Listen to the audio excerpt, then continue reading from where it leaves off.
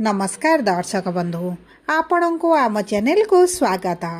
आपणकर नाम जदि म मी मु मे मो ट टी टू टे रु आरंभ हेउछि तेबे एही भिडियोटी केवल आपण मानक पाई एवं एही अक्षर आपणकर नाम जेहेतु आरंभ हेउछि आपणकर राशि हेउछि सिंह एवं आपणकर जदि जन्म तारीख जानि नाहंती जन्म समय जानि नाहंती एवं जन्म राशि मध्य जानि नाहंती तथापि भी चिंता करिवार कौनसी आवश्यकता नाही कारण यही भिडियोटी संपूर्ण भाव में आपणक नाम राशि उपरे आधारित होइछि एवं देखंतु आपणकर नामर प्रथम अक्षर अनुसार मध्य सिंह राशि रे नाम अनुसार नक्षत्र मानक मध्य मध्य विभाजित करा जाइछि। जेपरि आपणकर ना जदि म मी मु मे रु आरंभ हेउथाए तेबे आपणकर हेउछि मघा सिंह राशि। जदि आपणकर नामटी मो ट टी टू रु आरंभ हेउथाए तेबे आपणकर पूर्व फाल्गुनी सिंह राशि। जदि आपणकर नामटी टे रु आरंभ हेउथाए तेबे आपणकर हेउछि उत्तरा फाल्गुनी सिंह राशि।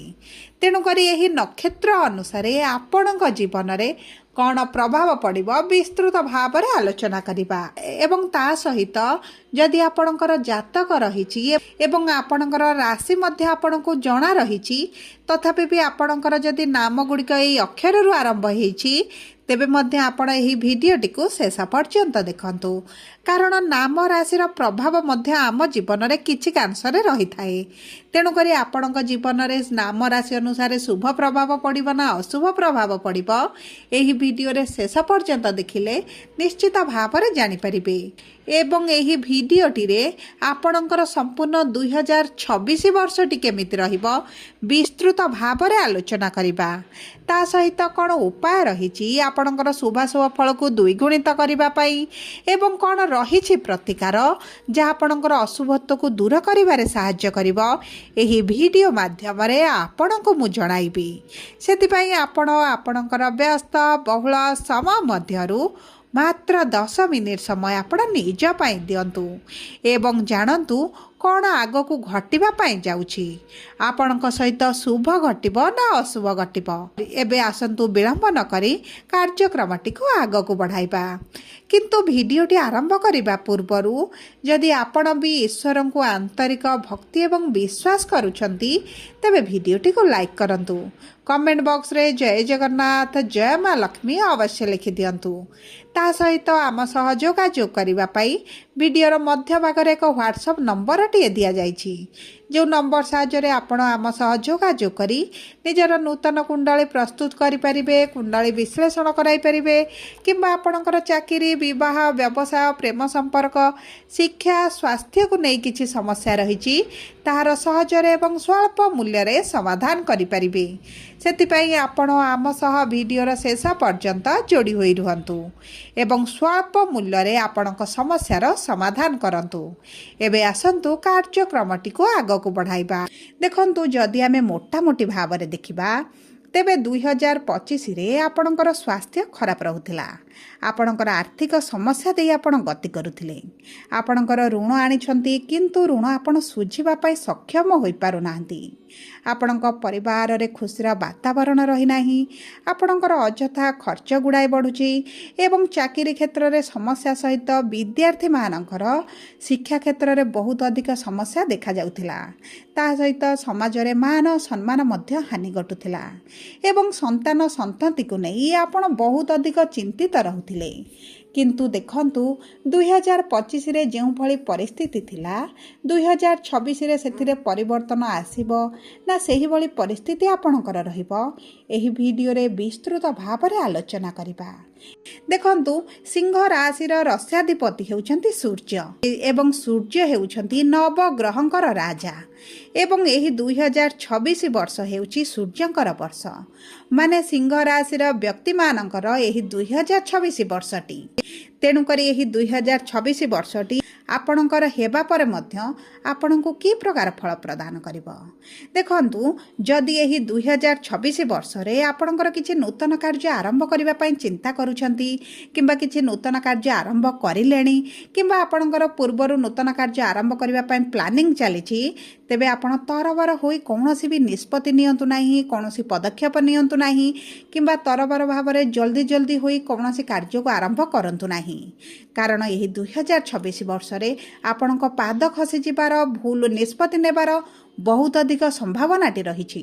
ତେଣୁକରି ଆପଣଙ୍କର ପିତା କିମ୍ବା ଆପଣଙ୍କର ପିତା ତୁଲ୍ୟ ବ୍ୟକ୍ତି ହୁଅନ୍ତୁ କିମ୍ବା ଆପଣଙ୍କର ଗୁରୁଜନମାନଙ୍କ ଠାରୁ ଆପଣ ଯଦି ପରାମର୍ଶ ନେଇ କାର୍ଯ୍ୟଟିକୁ ଆରମ୍ଭ କରନ୍ତି, ସେମାନଙ୍କ ସହମତି କ୍ରମେ କାର୍ଯ୍ୟଟି ଆରମ୍ଭ କରନ୍ତି, ତେବେ ଆପଣଙ୍କ ପାଇଁ ଶୁଭଦାୟକ ରହିବ। କାରଣ ଆପଣଙ୍କର ଶନିଙ୍କର ଅଢ଼େଇଟି ଚାଲିଛି ଏବଂ ସୂର୍ଯ୍ୟ ଶନିଙ୍କ ସମ୍ବନ୍ଧ ଶୁଭଦାୟକ ହୋଇନଥାଏ। ସେଥିପାଇଁ ବୁଝି ବିଚାରି କାର୍ଯ୍ୟ କଲେ ପ୍ରମାଦ ନ ପଡ଼ଇ ଭଲେ। ଆପଣ ଯଦି ବୁଝି ବିଚାରି କାର୍ଯ୍ୟ କରିବେ, କୌଣସି ବି ବିପଦ ଆପଣଙ୍କ ଉପରକୁ ଆସିବ ନାହିଁ। ତେବେ ଦେଖନ୍ତୁ, 2025ର ଆର୍ଥିକ ସ୍ଥିତି ଅପେକ୍ଷା ଏହି 2026ରେ ଆପଣଙ୍କର ଆର୍ଥିକ ସ୍ଥିତିରେ ନିଶ୍ଚିତ ଭାବରେ ସ୍ୱଚ୍ଛଳ ପରିସ୍ଥିତି ଆସିବ। ଆପଣଙ୍କର ଆର୍ଥିକ ସ୍ଥିତି ମଜବୁତ ମଧ୍ୟ ହେବ। କିନ୍ତୁ ଯଦି ଆପଣ ପାର୍ଟନରସିପ୍ରେ କିଛି କାର୍ଯ୍ୟ କରୁଛନ୍ତି କିମ୍ବା କରିବେ ବୋଲି ଭାବୁଛନ୍ତି, ତେବେ ଆପଣ ଟିକେ ସତର୍କ ରୁହନ୍ତୁ, ସାବଧାନ ମଧ୍ୟ ରୁହନ୍ତୁ। କାରଣ 2026 ବର୍ଷଟି ପାର୍ଟନରସିପ୍ ବ୍ୟବସାୟରେ ଆପଣଙ୍କର ମତଭେଦ ଆସିପାରେ, ମନାନ୍ତର ଆସିପାରେ, ଯାହାଫଳରେ କି ଆପଣଙ୍କ ପାର୍ଟନରସିପ୍ରେ ମଧ୍ୟ କିଛି ନା କିଛି ସମସ୍ୟା ଆପଣ ଦେଖିପାରନ୍ତି। ସେଥିପ୍ରତି ଆପଣଙ୍କୁ ଟିକେ ସାବଧାନ ରହିବାକୁ ପଡ଼ିବ ଏବଂ ଚତୁରତାର ସହିତ କାର୍ଯ୍ୟ କରିବାକୁ ପଡ଼ିବ। ଏବେ ଆସନ୍ତୁ ଜାଣିବା ଆପଣଙ୍କ ନକ୍ଷତ୍ର ଅନୁସାରେ ଏହି 2026 ବର୍ଷଟି କିଭଳି ରହିବ। ଦେଖନ୍ତୁ, ଯେଉଁ ବ୍ୟକ୍ତିମାନଙ୍କର ମଘା ସିଂହ ରାଶି ବା 10/5 ସିଂହ ରାଶି, ଏହି ବ୍ୟକ୍ତିମାନେ କେତୁ ଅଂଶରେ ବା କେତୁ ମହାଦଶାରେ ଜନ୍ମଗ୍ରହଣ କରିଛନ୍ତି ଏବଂ ଏହି 2026 ବର୍ଷଟି ସାଧାରଣତଃ ଆପଣମାନଙ୍କୁ ଟିକେ ଜଗି ରଖି ଚଳିବାର ଆବଶ୍ୟକତା ରହିଛି। କାରଣ ବାତ ବିକଣ୍ଡାର ବହୁତ ଯୋଗ ରହିଛି। ଏହି 2026 ବର୍ଷରେ ଆପଣଙ୍କର ସତର୍କତାର ସହିତ ଯେକୌଣସି କାର୍ଯ୍ୟ ଆରମ୍ଭ କରିବେ, ଆପଣଙ୍କ ବାଣୀର ବହୁତ ଅଧିକ କଣ୍ଟ୍ରୋଲ କରିବାକୁ ପଡ଼ିବ। ଆପଣଙ୍କ ବାଣୀର କିଛି ଅଲଗା ଅର୍ଥ କଢ଼ାଯାଇପାରେ ଏବଂ ଯେଉଁ କାରଣରୁ ଆପଣଙ୍କ ସମ୍ପର୍କରେ ହୋଇପାରେ, ଆପଣଙ୍କ ପାର୍ଟନରସିପ୍ ବ୍ୟବସାୟରେ ହୋଇପାରେ, ଚାକିରି କ୍ଷେତ୍ରରେ ହୋଇପାରେ, ବିଭିନ୍ନ ପ୍ରକାର ସମସ୍ୟା ଆପଣଙ୍କର ଦେଖାଯିବ। ତେଣୁକରି 2026ଟି ଆପଣଙ୍କୁ ଅତି ଉତ୍ତମ ଫଳ ପ୍ରଦାନ କରିବ ନାହିଁ। ଏବେ ଆସନ୍ତୁ ଜାଣିବା ପୂର୍ବ ଫାଲ୍ଗୁନୀ ସିଂହ ରାଶି ବା 11/5 ସିଂହ ରାଶିର ବ୍ୟକ୍ତିମାନଙ୍କର ଏହି 2026 ବର୍ଷଟି କେମିତି ରହିବ।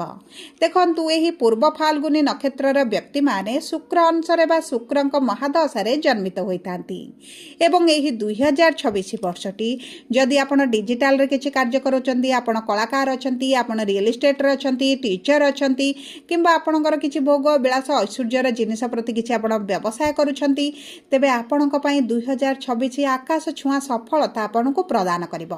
ତାହା ସହିତ ଆପଣଙ୍କର ପାରିବାରିକ ସ୍ଥିତିରେ ଉନ୍ନତି ଦେଖିବେ, ଆପଣଙ୍କ ବ୍ୟାପାର ବାଣିଜ୍ୟରେ ଉନ୍ନତି ଦେଖିବେ। ଯଦି ଆପଣ ନୂତନ ଚାକିରିର ସନ୍ଧାନରେ ରହିଛନ୍ତି, ତାହା ମଧ୍ୟ ଆପଣଙ୍କର ସଫଳ ହୋଇଯିବ। ଦେଖନ୍ତୁ, ଆପଣଙ୍କର ମନପସନ୍ଦର ଚାକିରି ନ ମିଳିଲେ ସୁଦ୍ଧା ଆପଣଙ୍କୁ ଚାକିରି କିନ୍ତୁ ନିଶ୍ଚିତ ଭାବରେ ପ୍ରାପ୍ତ ହୋଇଯିବ।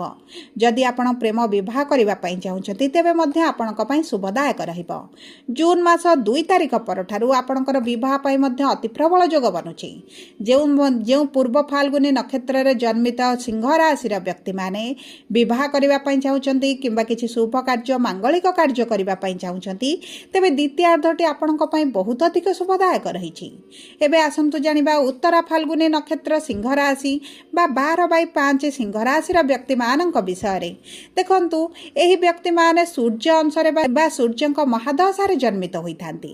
ଯେଉଁ କାରଣରୁ ଆପଣଙ୍କର ନକ୍ଷତ୍ରାଧିପତି ସୂର୍ଯ୍ୟ ଆପଣଙ୍କ ରାଶିର ସ୍ୱାମୀ ସୂର୍ଯ୍ୟ ହୋଇଥିବାରୁ 2026ଟି ବର୍ଷଟି ଆପଣଙ୍କୁ ଅତି ଉତ୍ତମ ଫଳ ପ୍ରଦାନ କରିବ। ମାନ ସମ୍ମାନ ବୃଦ୍ଧି ହେବା ସହିତ ଆପଣଙ୍କ କ୍ୟାରିୟରରେ ଗ୍ରୋଥ ଦେଖିବେ, ପ୍ରମୋସନ ହୋଇପାରେ, ଟ୍ରାନ୍ସଫର ହୋଇପାରେ, ପୋଷ୍ଟରେ ପରିବର୍ତ୍ତନ ହୋଇପାରେ। ଆପଣ ଯଦି ନୂତନ ବ୍ୟବସାୟ କିମ୍ବା ନୂତନ ଚାକିରି କରିବା ପାଇଁ ଚାହୁଁଛନ୍ତି, ଏହା ମଧ୍ୟ ଆପଣଙ୍କ ପାଇଁ ଶୁଭଦାୟକ ରହିବ। ଆପଣଙ୍କ ବୈବାହିକ ସମ୍ପର୍କରେ ମଧୁରତା ଆସିବ। ଯେଉଁମାନେ ପ୍ରେମ ବିବାହ କରିବା ପାଇଁ ଚାହୁଁଛନ୍ତି, ସେମାନଙ୍କ ପାଇଁ ମଧ୍ୟ ଶୁଭଦାୟକ ରହିବ। ଆପଣଙ୍କର ଦ୍ୱିତୀୟ ବିବାହ କରିବାର ଯଦି କିଛି ଯୋଜନାରେ ରହିଛନ୍ତି, ତେବେ ମଧ୍ୟ ଆପଣଙ୍କର ଦ୍ୱିତୀୟ ବିବାହ ହୋଇଯିବ। ସବୁ ପରେ ଆପଣଙ୍କର ସ୍ୱାସ୍ଥ୍ୟରେ ପୂର୍ବରୁ ଯେଉଁ ସମସ୍ୟା ଦେଖୁଥିଲେ, ଆପଣଙ୍କ ସ୍ୱାସ୍ଥ୍ୟରେ ଧୀରେ ଧୀରେ ପରିବର୍ତ୍ତନ ଆସିବ। ଦେଖନ୍ତୁ, ଏହି 2026ରେ 3ଟି ନକ୍ଷତ୍ରର ସିଂହ ରାଶିର ବ୍ୟକ୍ତିମାନଙ୍କର ଯଦି ଆମେ ତୁଳନା କରିବା, ତେବେ ଉତ୍ତରା ଫାଲ୍ଗୁନୀ ସିଂହ ରାଶିର ବ୍ୟକ୍ତିମାନେ ବହୁତ ଅଧିକ ଶୁଭ ଫଳ ପ୍ରାପ୍ତି କରିବେ। ସବୁ ପରେ ଅଶୁଭତ୍ୱକୁ ଦୂର କରି ଶୁଭାଶୁଭ ଫଳକୁ ବୃଦ୍ଧି କରିବା ପାଇଁ ଆପଣ ପ୍ରତିଦିନ ଗାୟତ୍ରୀ ମନ୍ତ୍ର ଜପ କରନ୍ତୁ। ଗଙ୍ଗା ଜଳ କିଛି ପାଣିରେ ମିଶାଇ ସ୍ନାନ କରନ୍ତୁ। ତମ୍ବାର ସୂର୍ଯ୍ୟଙ୍କର ପ୍ରତିମାକୁ ଆଣି ଆପଣ ପୂଜାର୍ଚ୍ଚନା କରନ୍ତୁ। ରବିବାରର ବ୍ରତ ରଖନ୍ତୁ କି ଏବଂ ତା ସହିତ ରବିବାର ଦିନ ଗୁଡ଼ କିଛି ଗାଈ ବା ଷଣ୍ଢକୁ ଖାଇବା ପାଇଁ ଦିଅନ୍ତୁ। ଆପଣଙ୍କ ପାଇଁ ଶୁଭଦାୟକ ରହିବ। ଯଦି ଆପଣଙ୍କର ସିଂହ ରାଶି ହୋଇଥାଏ, ଭିଡ଼ିଓଟି କିଭଳି ଲାଗିଲା କମେଣ୍ଟ ବକ୍ସରେ ଲେଖି ଜଣାନ୍ତୁ।